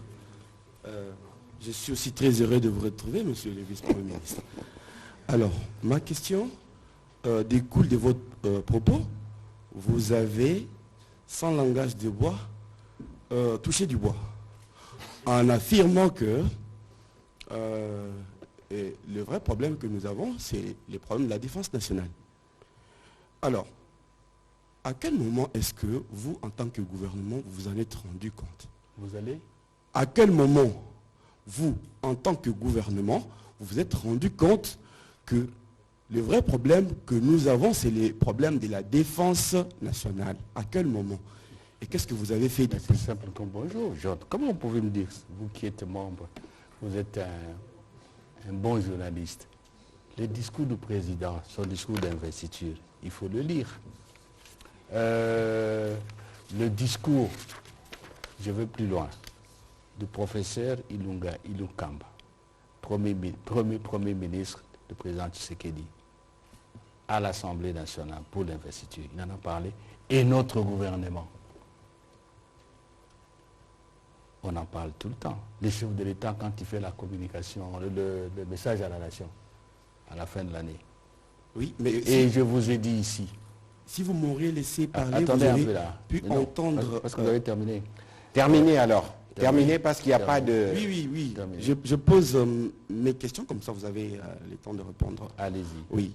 Donc quand est-ce que la défense nationale sera remise sur pied, de manière à ne plus nous obliger à négocier de cette manière? Deuxièmement, avec le Kenyan, les Tanzaniens, le Burundais, ça fait autant de forces, d'autres forces sur les terres congolaises. Vous connaissez certainement la stratégie du cheval des Troies qui remonte à depuis les siècles. À quoi devrait-on s'attendre avec ces forces sur nos territoires après le M23? Merci. Bien. La première question, je n'ai pas terminé parce que vous dites que je ne vous ai pas laissé terminer. Vous n'avez pas non plus laissé terminer dans ma réponse. Vous vous rappellerez de décisions graves que le président a prises dans la restructuration de l'armée, rappelez-vous tous les changements qui étaient intervenus, je crois, il y a 2 ans là. Ça allait dans ce sens-là. Maintenant, vous me donnez d'ailleurs l'opportunité de le dire parce qu'on nous parle tout le temps de FDLR. Aujourd'hui, le président est en train de restructurer, de changer le leadership militaire. Vous n'allez pas me dire le contraire. Il a fait une mise en place qui continue. Vous comprenez? Et je vous ai dit ici, c'est quand même curieux qu'on accélère les attaques juste Rutshuru, Rumagabo, c'était quand? C'est après que le président a nommé les nouveaux officiers, les nouveaux dirigeants. Pendant qu'ils font la remise reprise, les autres disent non, ne se peut pas leur donner du temps. C'est ça aussi l'enjeu de ce que nous vivons actuellement. L'enjeu, c'est de faire en sorte que la RDC, je n'aime pas toujours parler richesse, on connaît, on est très riche. Mais quand même, il faut dire que si on laisse à ce pays le temps de s'organiser, de mettre à contribution, je préfère mettre ça en exergue, son capital humain, de le valoriser, pas seulement par la formation, mais par des emplois, dans 10 ans, ça va changer. La géostratégie de la région va changer, les équilibres vont changer. C'est ça l'enjeu aussi de cette guerre, et beaucoup de Congolais comprennent ça. Donc la question de l'armée, ce n'est pas aujourd'hui qu'on l'aborde. On l'aborde parce qu'il y a une épreuve, une crise qui nous oblige d'analyser, de comprendre et de faire comprendre à nos compatriotes que nous avons un problème et qu'il va falloir à un moment ou à un autre que ce problème soit résolu. Dès qu'il est résolu, ceux qui auront toujours la vie, je souhaite avoir 100 ans, ils vont se dire oui, maintenant on ne peut pas jouer avec nous. Parce qu'on sera en mission du Soudan. Vous comprenez? Donc c'est cela. Alors, ce n'est pas question de... Oui, c'est la première fois que nous avons une loi de programmation militaire. Peut-être ça existait. Mais aujourd'hui, c'est une réalité. Et nous sommes là en train de chercher à financer ça. Alors, le Kenya, trop de troupes étrangères. Oui, l'interpellation, elle est fondée. La mise en garde, je suis d'accord avec vous, John. Il faut faire attention. On dit en français, trop de cuisiniers gâtent la sauce. Mais n'oublions pas non plus qu'en 2013, les FAIBIDA, la brigade, qui était là? La Tanzanie, le Malawi, l'Afrique du Sud, je crois le Kenya aussi était. Bien sûr. Ce sont ces troupes africaines, parce qu'on ne se dit pas ça trop. On a l'impression que ce sont des troupes de Nations Unies de la MONUSCO qui sont venues d'ailleurs. Ce sont ces troupes des Africains qui nous ont permis de neutraliser totalement le FBI, parce que FBI, non, que se dit, l'M23, parce qu'ils sont venus en soutien au FARDC. Donc, ce qui compte, et à cela que je vais en venir, ce sont les règles du jeu. La détermination de surface d'intervention, c'est là que se jouent les choses. Et c'est pour cela que vous m'avez vu l'autre fois en train de signer, on appelle ça SOFA, les statuts de la force régionale. Et il y a eu aussi les règles de déploiement qui ont été fixées. C'est ça qu'il faut faire. Actuellement, le problème que vous soulevez, il se pose. C'est-à-dire que nous avons été à New York avec le président au mois de septembre. Il y a eu une réunion qui a rassemblé les ministres des Affaires étrangères de la SADC, de la SADC, avec l'équipe de M. Jean-Pierre Lacroix, assisté accompagné de son collègue, sous-secrétaire général qui est chargé de soutien aux opérations de maintien de la paix. Nous nous sommes réunis et on s'est mis d'accord qu'il faut une réunion de coordination. Même au niveau de la SADC, j'ai participé par vidéoconférence à une session de l'organe de paix et de sécurité de la SADC. Nous avons soulevé la question et nous sommes entrés, en tout cas à mon niveau, j'ai relayé le message pour que cette réunion se tienne rapidement. Parce qu'il faut éviter aussi la situation de Kisangani. Hein. Nous en avons un mauvais souvenir.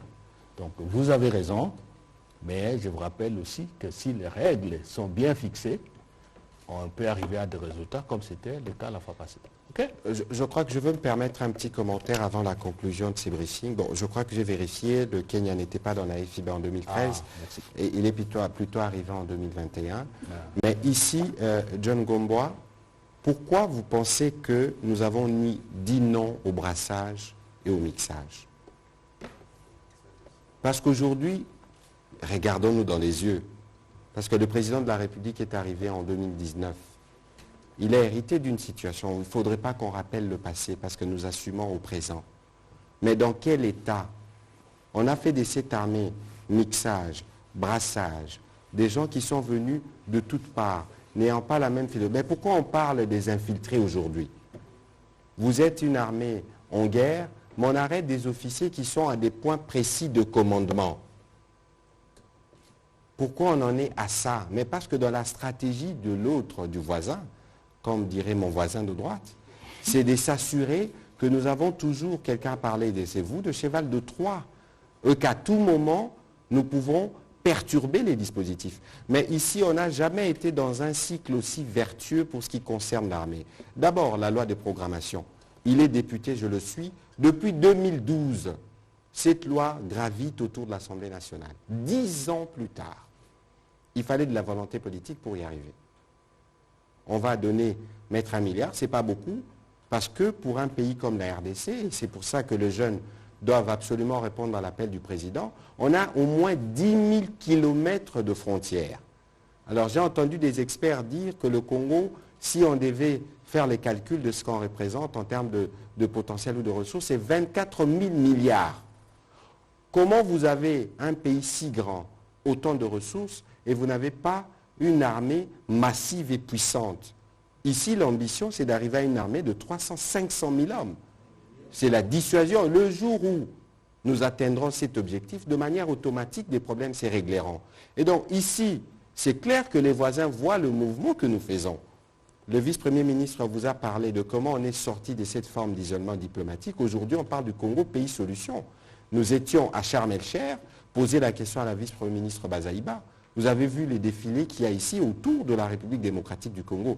Aujourd'hui, nous reprenons notre rôle central en Afrique. Et il y a des gens qui, malheureusement, se sont construits derrière le drame du Congo. Et que les vraies raisons de cette guerre sont aussi économiques. On va en faire la démonstration. Parce que si le parc de Virunga, qui est de loin l'un des plus grands d'Afrique, aujourd'hui, toutes les activités dans les parcs de Virunga, qui ira chez les voisins? On sème l'insécurité parce qu'on sait qu'il y aura des avis d'ambassade, n'allez pas dans la zone. Et donc aujourd'hui, il faut considérer que, et c'est tout le Congolais doivent le comprendre, et c'est là l'exhortation que nous faisons aux médias, nous sommes en train de recréer ou de refonder, de rebâtir notre pays. Et ça vaut pour l'armée, ce n'est pas une fatalité. Parce qu'il y a plusieurs années, ici, nous intervenons au Tchad, nous intervenons au Rwanda.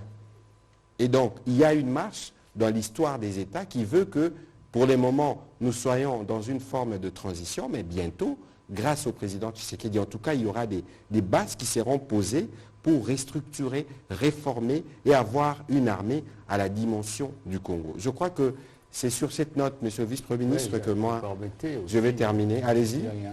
Non, l'armée aussi, je voudrais qu'on relativise certaines choses. Hein. Ce sont des jeunes qui ont été entraînés rapidement, mais qui affrontent, c'est vous-même qui dites ça, qui affrontent pratiquement 3 armées, dont des armées classiques et une armée de terroristes, comprennent qui pourra. C'est pas facile. Hein. De toute façon, nous on a lancé Défendons la patrie, nous avons lancé Bendele Koyate. Il faut que tous les Congolais se mobilisent et qu'ils soient vigilants. Monsieur le vice-premier ministre, il y a quelques jours, quelqu'un me dit, au Congo, vous préparez, entre guillemets, un génocide parce que tous les jeunes qui vont dans l'armée ont pour objectif de taire les ambitions du Rwanda. Ah, donc voilà, tout de suite, on vous accuse. Non. Personne ne peut nous empêcher de nous organiser pour assurer la défense de nos territoires. Du reste, nous, on n'a provoqué personne. Voilà. Il n'y a pas la confusion. Le peuple congolais, je le dis, on termine l'émission. Le peuple congolais n'est pas contre le peuple rwandais. c'est un peuple frère. Ce que nous demandons, c'est que ceux qui dirigent ce pays frère dégagent toutes les entraves à la fraternité et au développement de nos deux peuples. Personne ne nous séparera, parce que ce que Dieu a voulu là, vous n'allez pas déplacer de lac Kivu, vous n'allez pas déplacer Gizeli, Goma. C'est pour ça que le président Tshisekedi dit on n'a plus besoin de chefs d'État conquérants. Merci. Merci beaucoup, Monsieur le Vice-Premier ministre.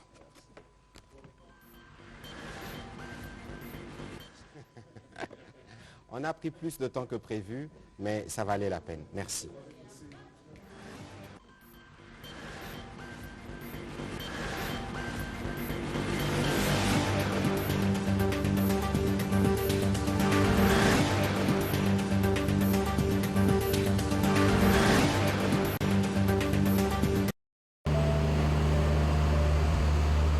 Chevalier de la plume, professionnel de médias, il l'était, avant d'être appelé par la nation pour servir comme porte-parole du président de la République.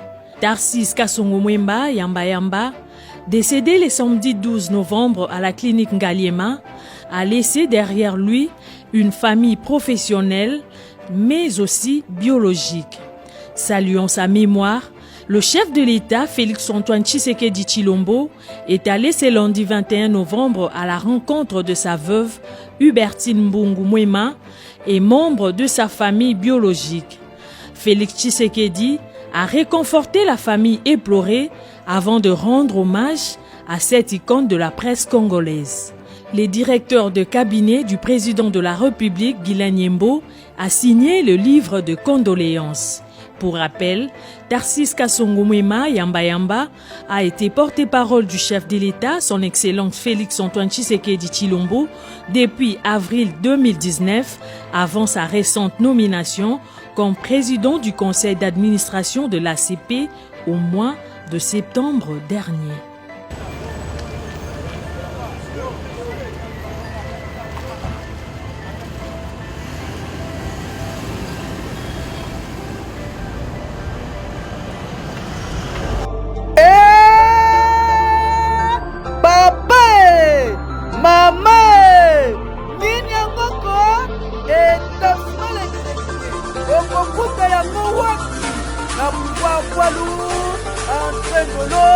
Numéro 27, établissement Les Greniers, unique établissement à Katavi, le province de Kinshasa. Établissement Les Greniers, Souka. Établissement Les Greniers, Bakoya Bayokuna, et Papa Laurent, na Mama Nani. Bapeso ya Kolia, ne ya Komena. Na établissement Les Greniers, Bazoteka, en gros, mais na détail. Établissement Les Greniers, Bapé-Zali, Yakari et la Bruxelles. L'établissement Les Greniers, les peuples d'abord. L'établissement Les Greniers, Dinati. L'établissement Les Greniers, Souka, Souka, Souka Yamakambo.